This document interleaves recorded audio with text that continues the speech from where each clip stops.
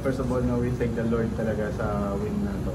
So, ayun kasi nung nag-iensayo kami, no, sabi ko sa kanila kasi kailangan natin must always give your best every time sa pagti-training and then para madala natin sa paglalaro. And then,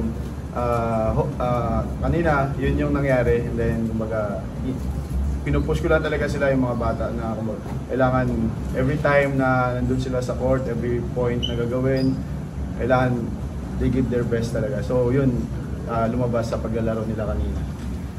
Easy 11 attacks, 1 block, 16 digs, and 7 excellent receptions. So, ano masasabi mo, Easy, na at paano nyo nagawang makabawi from the previous loss? Paano nyo nagawa?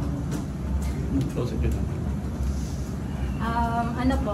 Nag-training po kasi kami this week and pinagplanuhan po namin yung game po namin para po yung sa game po namin ngayon is dito din po kami kukuha ng kumpiyansa para sa mga next games pa po namin. And alam po namin na may mas more pa po kaming may ipakita sa mga next games po namin. Went to Mayang, you had 9 points, 9 attacks, 1 block.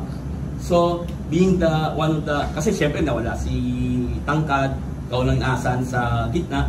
So, how were you able to step up today?